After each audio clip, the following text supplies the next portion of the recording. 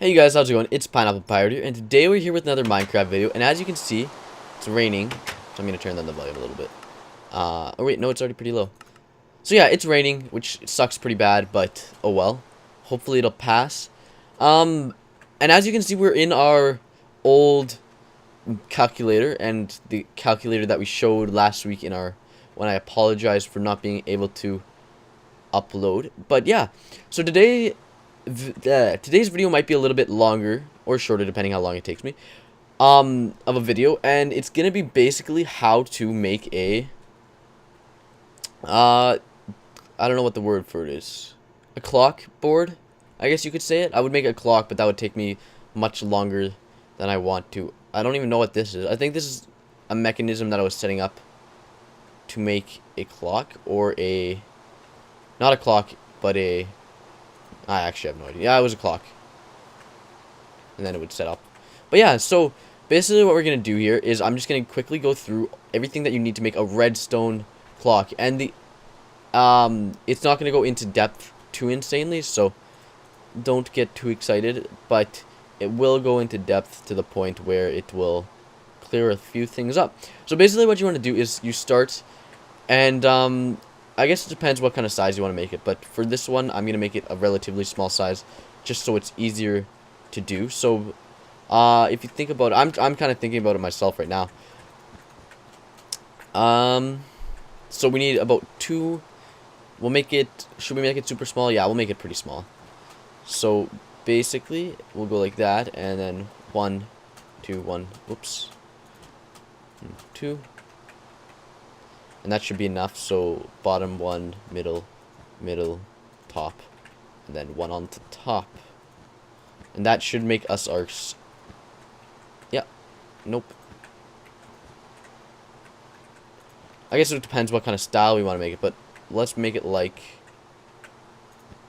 this, and there we go. And then basically what you're going to do here is you're going to grab your redstone torches, and you could make this out of glowstone. It would take a little bit, it would take a little bit longer as far as setting up all the redstone goes, but it wouldn't be too terrible. And basically we just go like this, and as you can see, it makes the 8. So that's where all of your settings are going to go into, I guess you could say. All of your switches that you connect it to, whether it be a calculator, a clock, a subtracting mechanism, which would also be considered a calculator, I guess, but whatever. So yeah, and this is pretty valuable in pretty much any situation. I would go again into depth about how to make a calculator or a clock, but it would be extremely time consuming, and plus it might not make sense if you're not doing it, I guess you could say. But this way it gives a lot of open room to experiment.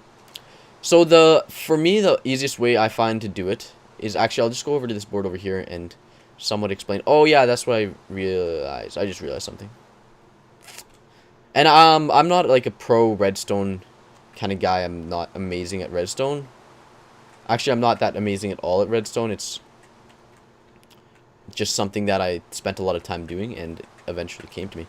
So for this clock, we're going to space it out by 1, just because it's going to make things a lot easier on us as far as not cross-wiring. And cross-wiring meaning, if I have a whole bunch of redstone going into one area, then it would be really easy to crosswire. So if I'm making a clock or whatever that goes from 0 to 9, actually I need to make this one more wide.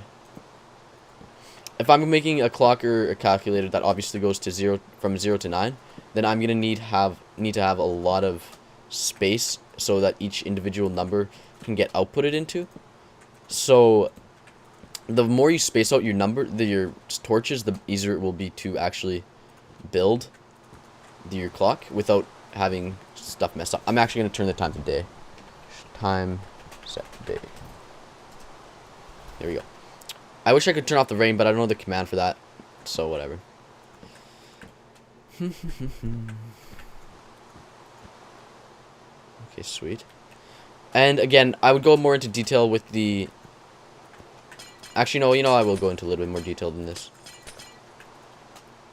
So I want it to look a little bit nice. So I'll get to the actual redstone part in a bit. some basics that you have to understand though is when you're building the clock or whatever you're building again, make sure that you don't do anything that's confusing, because if it's confusing at the time, then it's gonna be twice as confusing down the road. So if I had a whole bunch of redstone going into the same area and it wasn't connected up yet, I'm like, geez, if this screws up, it's gonna be really confusing. Don't do it. You have to think of a better way to do it, or else you're gonna be lucking out if you don't have to fix it. So yeah, okay, so here we go. The first thing that I like to do is actually make the outputs using colored wool. So we'll make the colored wool out of orange, because that's a pretty easy color to see. So we need to put one right here, one right here, and one right here. And then just keep, no, not one right there. And then just keep going up like this until you get all of your areas, all of your redstone torches that have a connection. So basically, when I'll get some redstone out, when your redstone piece goes into the torch, it'll light, which delights this. So it's pretty straightforward in that sense. Now there's two ways that you can do this. Actually, no, I'll extend this out a little bit and then I'll explain.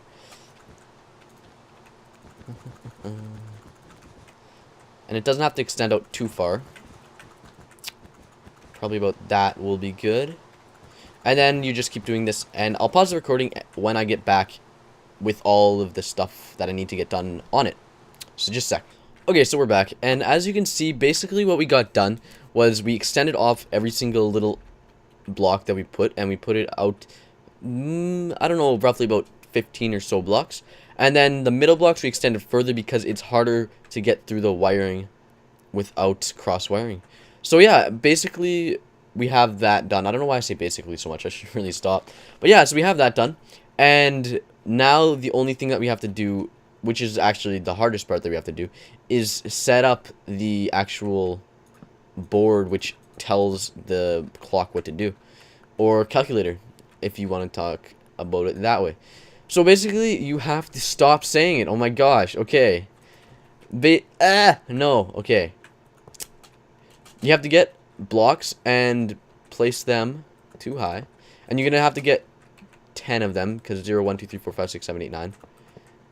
And I'm not counting it all, so I might be off. 1, 2, 3, 4, 5, 6, 7, 8, 9, 10. 1, 2, 3, 4, 5, 6, 7, 8, 9, 10. Okay, and then put a lever, whatever you want to call it. I like to use these because I'm not a fan of having to use, I don't know if they're T-gates or whatever, but make it, yeah, I don't know, I'm just not good with those. And then on the back, you're going to have to also place a block, and the wiring will follow through. So now, actually, the next probably best thing to do is name all the blocks with signs. So 0, 1, 2, 3, 4, 5, 6, 7, 8, and lastly 9. So there, we got all of our blocks, or all of our levers placed, and each lever will activate, or in this case deactivate, a certain part of the I don't know what to call it, board, I guess you could call it. And each part will just deactivate a part of the board, making it actually look right on the clock. So we're going to start with 0. And the beauty about this thing is that once you have one thing that's disconnecting, you can have a whole bunch of things disconnecting to it. So, like, if I had, like, right now I'm going to be defusing the, I need repeaters, defusing the middle piece. Then anything else that needs to be defused will be if it's connected to this. I know it's hard to explain. And we'll just come up here. And actually what we will do is we'll color code this also. So 0 will be purple. And we'll just come up like this. And yeah, I think the biggest part about making this, or any calculator type thing, is making sure that you don't cross wire. Because that's when things get ugly. Very ugly.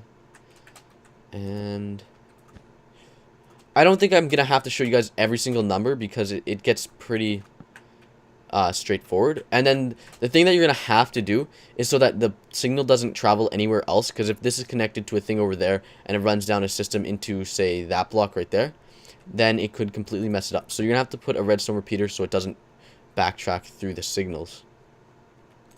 And so now if we go over to here, and this is the simplest one, 0 obviously, because it's not really important. 0. And that's basically it. So now when I hit the switch, it'll go from 8, in this case I guess, to 0. And yeah. So, what's next? I guess I'll show you guys one more number, because after this it gets pretty self-explanatory. So let's do 1. So on this one it doesn't really matter. We'll go all for the left side. You could do all for the right side if you wanted to, but for me I just prefer all to the left. And I'm going to have to deactivate this one. So if I go like this and that. So let's say 0 is not on right now. And now I'm at 1. It's automatically going to deactivate that without even having to travel that way. And now all I have to do is bring it over here. And I like to start at the back because it's the easiest way to do it. I don't know exactly how to explain it. But bring it back all the way here. And then we'll use blue and start bringing it up. And it's a little bit time consuming, but once you get the hang of it, it's like pretty much instant. For me, it's a little bit time consuming because I haven't done it in a long time, but it gets better eventually. And as you go through the numbers, you realize that you've already connected that wire to multiple places, so you won't have to again. So let's just power this and make sure that the thing is actually working. And it looks like a huge mess over there, but if you take it slowly, then it's pretty quick. It's not too bad. I wonder if you guys can hear my phone. I hope not. And then we'll just bring it through here. And when you're making I don't know what to call it, the orange areas coming off of the torches, make sure that you are, and actually you're going to want one here because it could backtrack through there into in here. So yeah, make sure that you're, now I forget what I was saying. Make sure that you're adding repeaters in, because it makes it a lot easier. Because now I have to go up here and actually place one. And always have your imports like this, because it will backtrack into your system.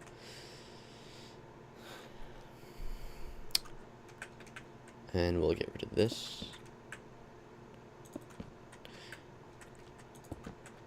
Oh, yeah, that's a problem. And trial and error is usually the best way to fix things.